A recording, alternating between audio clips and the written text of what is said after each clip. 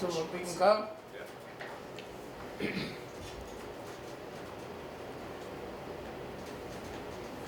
Brother Rubin Bashir. Oh, wait, sorry. Actually, you want to just, Can you hear him okay? Yeah, I can hear him. See, that's a big problem for me. I can't hear the people. You hear them through that? So why can't I wear it?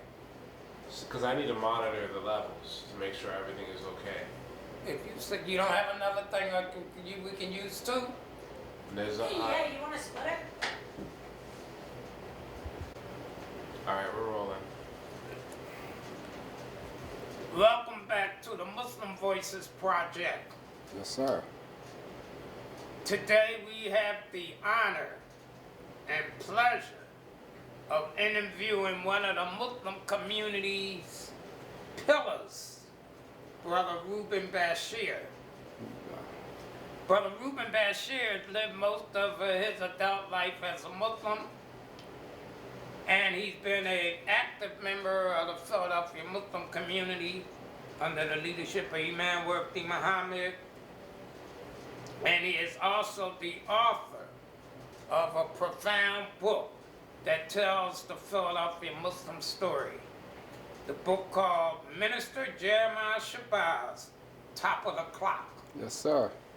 So we are really honored to have as our guest Brother Rubin to be part of this Muslim Voices project. So we welcome you. Yes, sir. Thank you for having me. Yes, sir. Assalamu alaikum. Walaikum salam wa rahmatullah. Brother Rubin, would you please give us a brief history of your childhood and living in Philadelphia, where you were born and raised, went to school, how you became a member of the early Nation of Islam, and those early stages of your life? Yes, sir. A'udhu billahi minash shaitanir rajim. I was born in Philadelphia, raised by basically a one-parent home. My mother raised me and my brother. I went to public school here, graduated from public school here in Philadelphia, and went to Cheney State Teachers College at the time. At the time I thought I wanted to be, well, no, actuality I didn't know what I wanted to be. But I went to Cheney because my mother said that it was time to go to college, and that someone in our family was going to be a college graduate. So I ended up at Cheney University, and my major was industrial arts, where I was supposed to become a print shop teacher. And I graduated from Cheney, and that's what I was. I ended up being a shop, what they call a shop teacher at the time at West Philadelphia High School, graphic arts. And but it happened during a period where Philadelphia school system was shutting down all of the shops in the schools because they claimed they didn't have the money. They didn't have the money for wood shop or electricity or leather or photography or any of that. So all these shops were being closed. At the time, like I said, I was at West Philadelphia High School, and my shop was closed. Went there to work.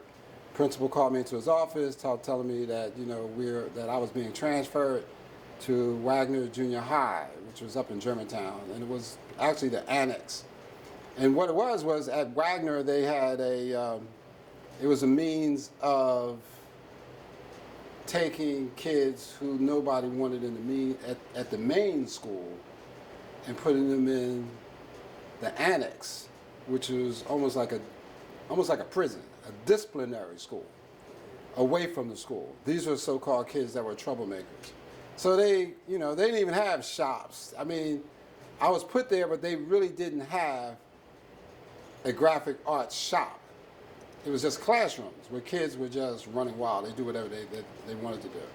And so it was kind of frustrating because I was supposed to be a shop teacher, and now here I am trying to be a disciplinarian. And so dealing with majority African American kids, I had to become their daddy. So, I thought it was a natural thing to become, so I did that and sort of took control over my classes at least. And from that point, I started teaching mechanical drawing, basic stuff. What I called basic life skills. Other words, I was going to teach a kid how to read a ruler, how to hang a door, how to put in doorknobs, how to do basic stuff, basic skills, what a hinge is, that kind of stuff. And what happened one Friday, and well, let me back up a little bit. I had total control over this class. I mean, total control. They had total respect for me. They were, these kids didn't even have an opportunity to change class. So if they came there at 8:45 in the morning, they were there all day till 3 o'clock in the afternoon. One class, except for lunch. They were allowed to go to this what they call a cafeteria, and they had to bring their lunch and eat and go out into this yard and play and then come back. It was now this is a junior high. So what I had done was I had promised these kids that if they achieved and started doing the things they needed to do, that I would take them on a class trip, and like that summer. And they did well. So they, at the end of that, the summer was approaching and school was about to end, I planned this class trip I was going to take them in. It was nothing spectacular. I was just going to take them to the zoo in Philadelphia.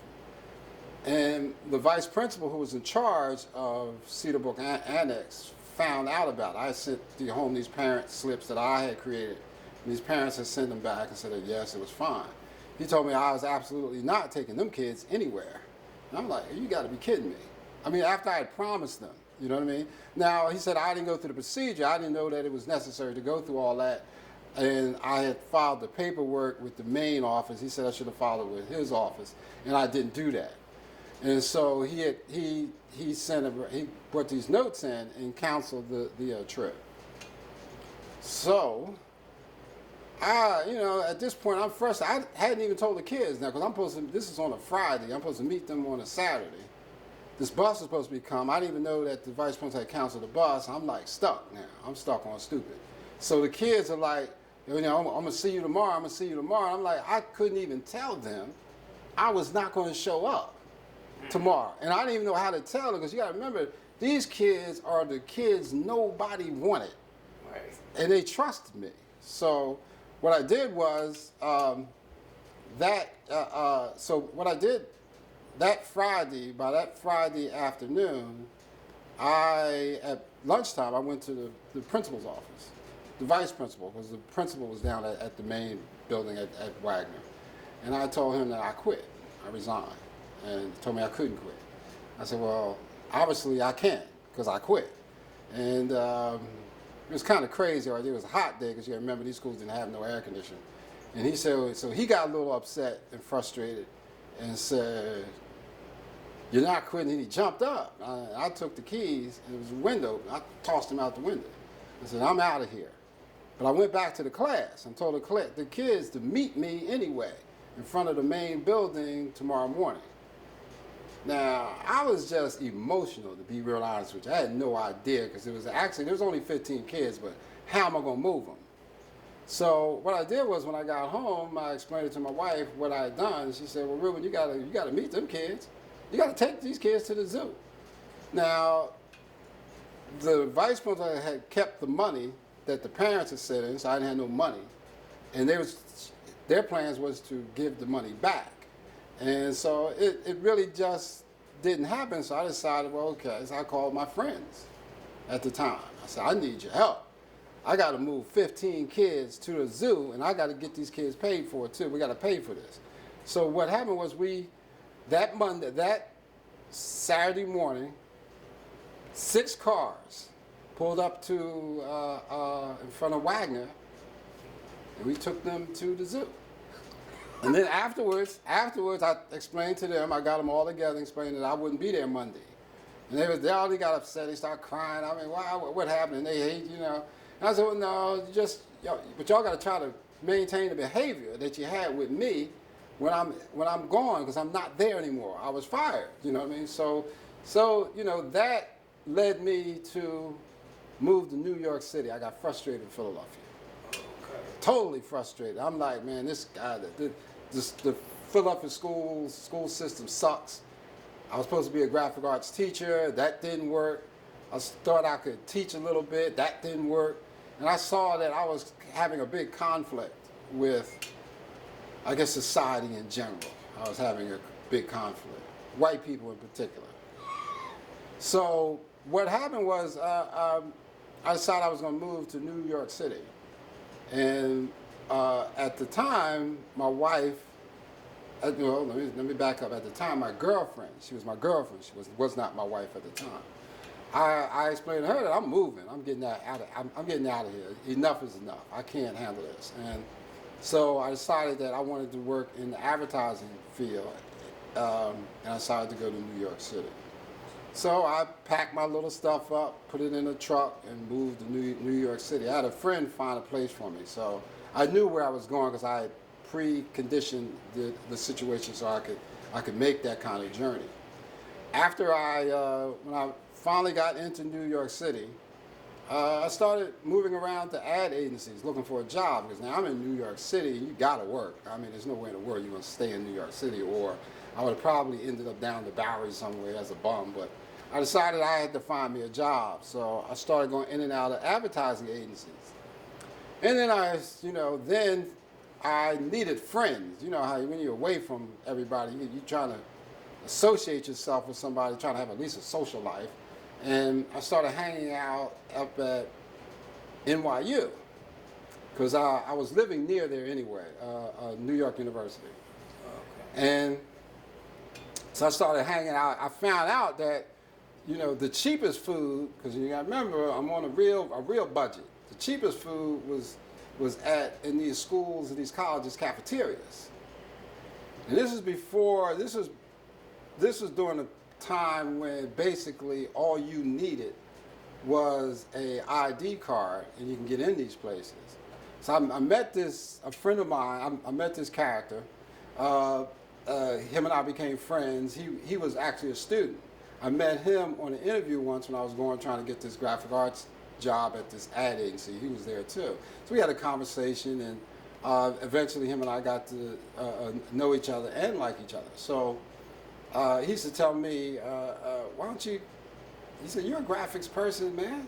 You can duplicate this card. And immediately I'm like saying, well, no, that ain't legal. So he said, well, come on, man. This is New York City, anything. Hey, come on, you ain't stealing from nobody. You going in there and you paying for the food. You just going in, So I went home and got busy and found out I was quite skilled at that. So I created a card, that under normal circumstances you just fan, because you're only fanning it in front of somebody anyway.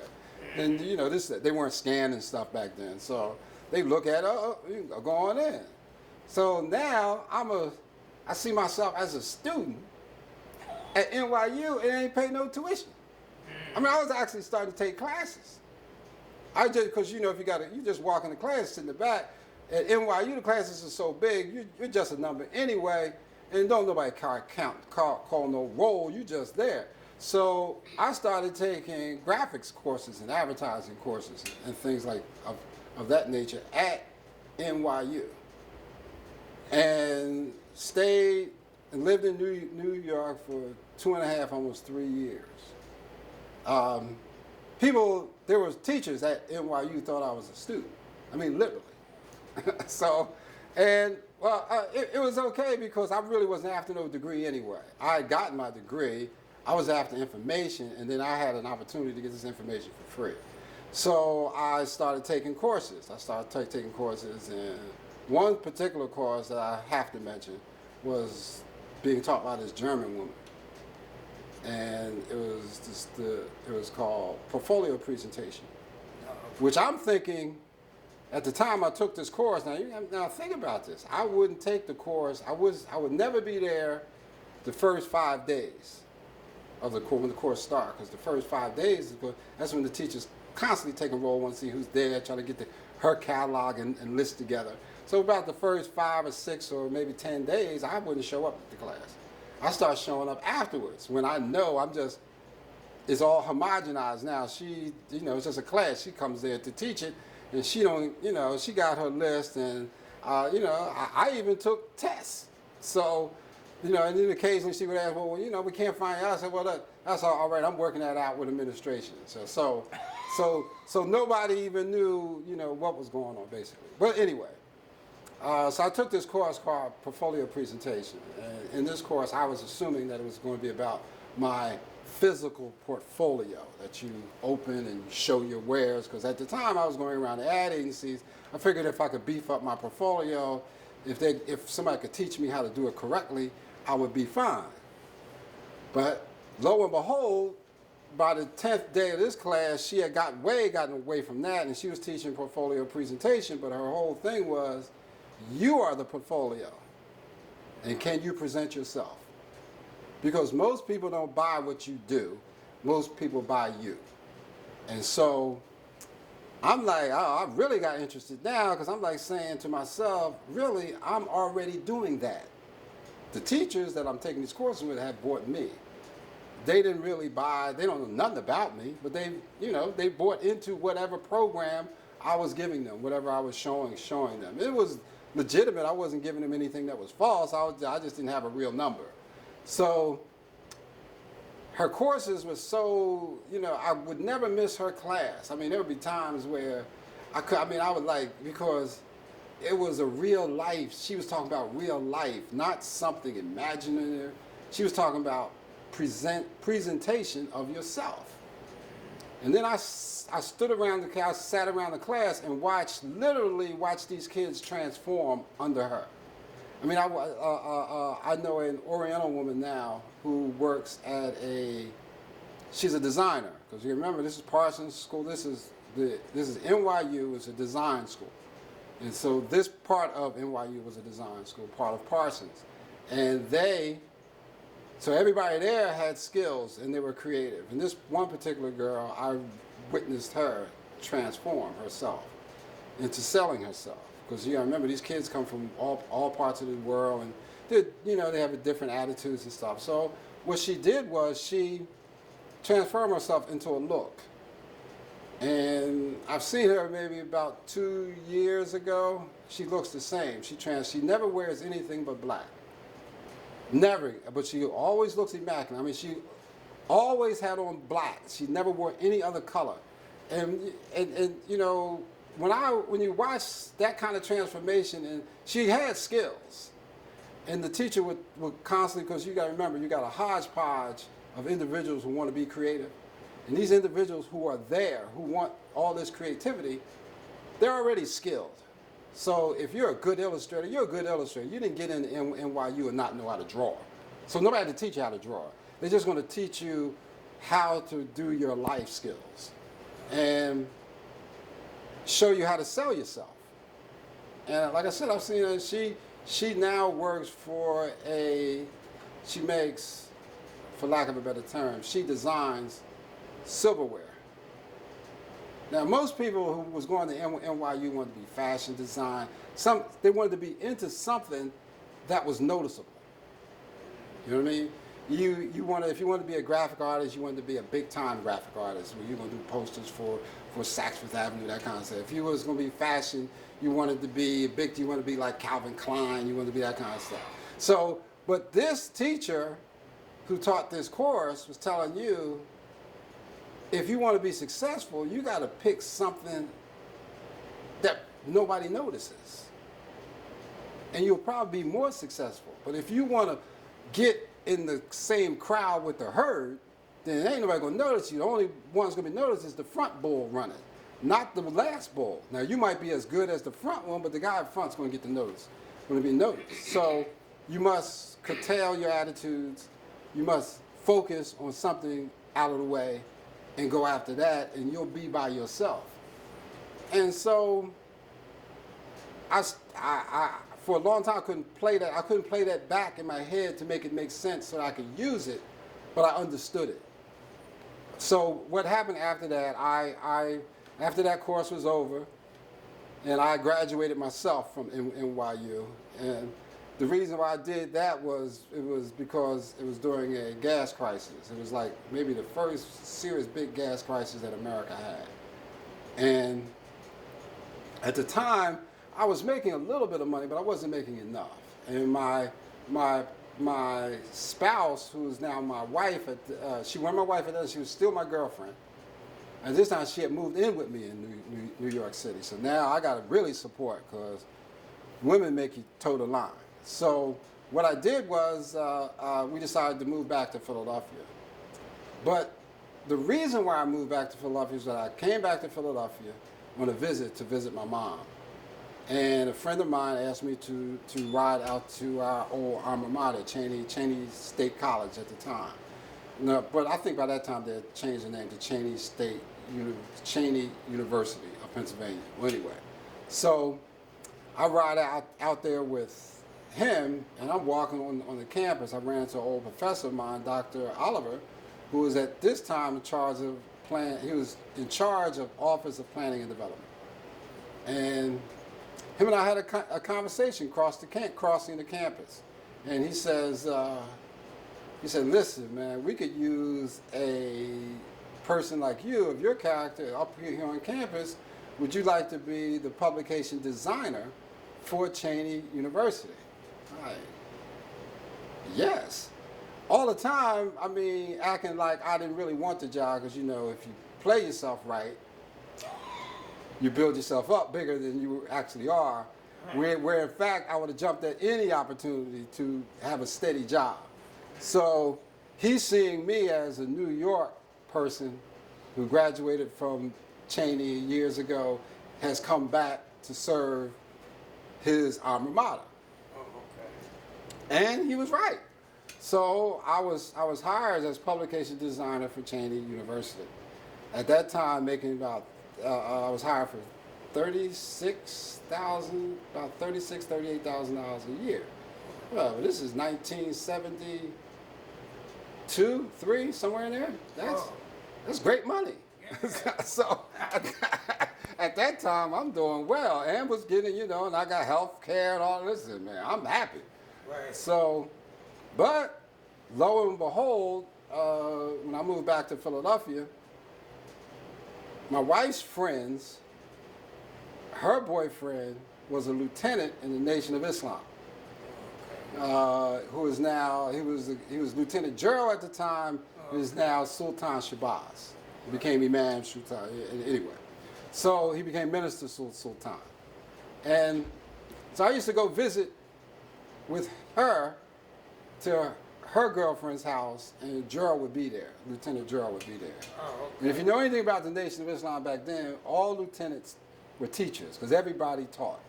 Everybody had something to say. You couldn't get a Muslim you couldn't get a Muslim to shut up, first of all. Right. Because they had all the answers. And so every time I would go over there, he would be teaching. And he'd be teaching. And to me, it was making sense. And he used to, you know, the white man's the devil. And I could almost agree, because I was having big time problems out of New York City with white folks. So I could categorize them, yeah, they the devil. And so I started to, you know, he invited me to the temple. I went, and, you know, I eventually became a first timer, raised my hand, yes, I accept the teachings of the Honorable Elijah Muhammad, and became an FOI. I became a part of the Fruit of Islam. But the glorious thing I would have to say about those days was Jeremiah Shabazz, as it relates to Philadelphia.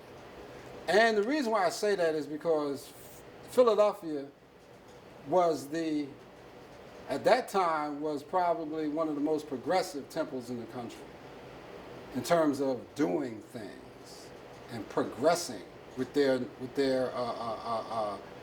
information that they was receiving from the Honorable Elijah Muhammad and Jeremiah Shabazz in particular. And because of that, his ability to designate folks who had skills, because I was immediately put to work. Now, like I said, if you was around during that particular time, you know, whatever you did, somebody in Philadelphia gonna notice that, and they're gonna put you to work doing that. And that's actually what happened. I started off on the secretarial staff, figuring that I'm a college graduate. And see, at first I didn't want to join, because people used to say, well, you know, Elijah Muhammad don't even They don't even mess with, because I used to go to some of the lectures and stuff. And I remember when I was in New York, I went to a couple lectures and, I heard Malcolm speak and stuff. And you hear him talk, he'd be saying, man, that he didn't really celebrate the educated Negro. And I knew I was educated. So I'm like, and I said, well, I didn't think there was a part for me in this. But when I got to Philadelphia, Jeremiah, I looked around and there was a lot of educated people in the temple in Philadelphia. Now, when I was up in New York, I didn't see that, but in Philadelphia, I saw educated Muslims. And I said, well, okay, there might be a place for me here. And like I said, lo and behold, Jeremiah found a position for me. First, I was on the secretarial staff. Then from the secretarial staff, I was in charge of first timers. I used to love that job, by the way, because I got to act like I was a minister, even though I wasn't. And the reality is everybody wanted to be a minister anyway. Everybody wanted to talk, so I had the opportunity to talk. Now you got first timers in front of you at that first meeting, and you talking like you the minister, but you ain't. You're really not. You're just a secretary. So they had to do that letter. Everybody just had to fill out this letter. It had to be exactly how Elijah Muhammad wrote the letter. And I'm not even sure that was Elijah Muhammad's signature, but that's what we thought. We had to write the letter exactly, the curl, the L's is the perfect way, and then you submit your letter and you get your X. Well, I was in charge of that class, that first time class, and so I was teaching on that. And from that point, at this time, Gerald decided, or Jeremiah decided that it was time for Gerald to move on from being a lieutenant and become a minister. So when he moved on to become that, he asked Brother Dawood, who was the captain at the time, whether or not I could become the secretary at Temple E at 52nd and Chestnut, and 52nd and Walnut. And I said, yay, why not? So I became the secretary there.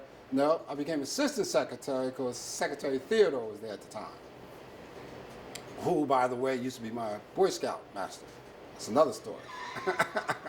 So when, so I became, I got very much attracted to Islam and its theories and practices, because in Philadelphia, you know how people say you're going to talk the talk, you need to walk the walk?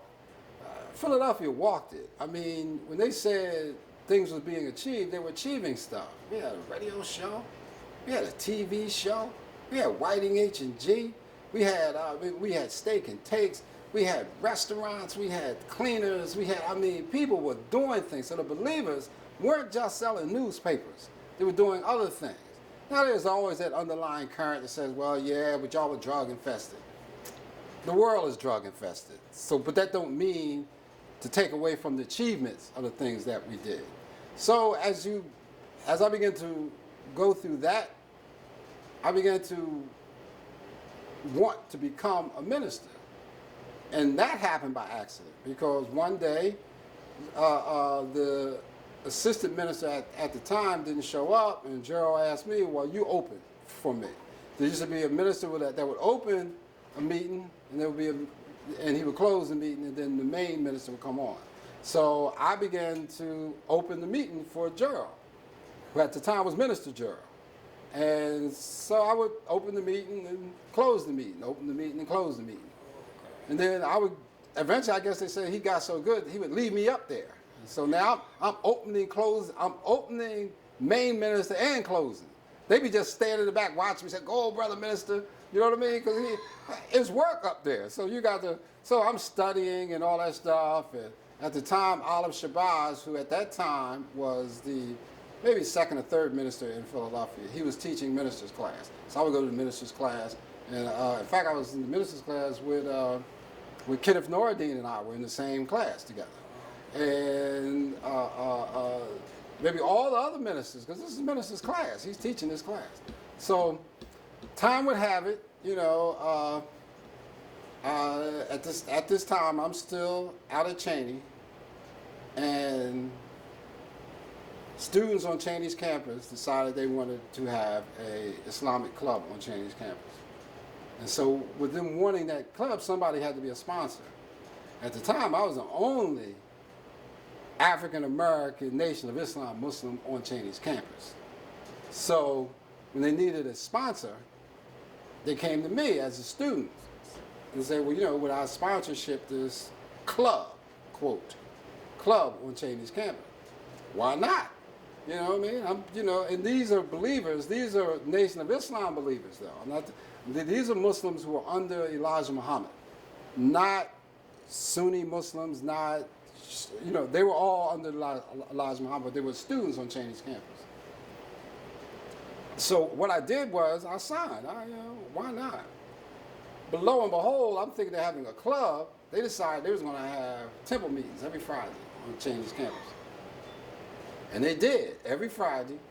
Every Friday around 1:30 in the afternoon, they would have temple meeting. Because wherever your club facility was, you would pre-arrange to have that room. And so once the ministers of Philadelphia found out there was a place they could teach on a college campus, because you got to remember, some of the traditions that was being followed during that particular time, Malcolm X started teaching on college campuses. So at this particular time, there's an opportunity here for the ministers to sharpen their skills by coming up to Cheney at 1:30 and teaching on Fridays. Yeah.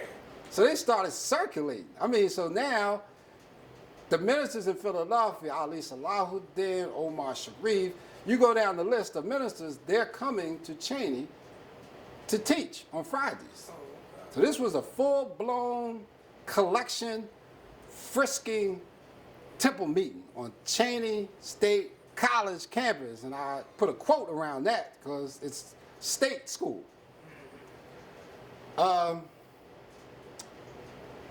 Eventually, faculty members started coming to, because you hear, well, the black Muslims are on Cheney's campus. What's going on? I see crowds of people going over to this room. We have a room maybe as big as this room. It was too small. So the students would constantly ask for a bigger and bigger facility. So eventually, they had a facility. They were using the old library up on Cheney's campus, which it was like an auditorium. So now this is getting bigger and bigger and bigger. But if you've been to the Nation of Islam temple meetings, you know you can't get in without being searched. I don't care who you are. You are going to go through the frisk, whether you're a sister or a brother, you're going to be a frisk. All right? So now you got to remember there's faculty members who are interested in what's going on, because this thing is getting bigger and bigger. This is full blown at this time. This is not, it started off a little tiny and small, now it's big. And so faculty members, students are all coming in, listening to the teachings of the Honorable Elijah Muhammad via ministers. Okay, now, the president of the school, Dr. Wade Wilson, gets word, probably in some faculty meeting or whatever. What's this black Muslims are on Cheney's campus? He's probably saying, black Muslims are on this campus? What are y'all talking about?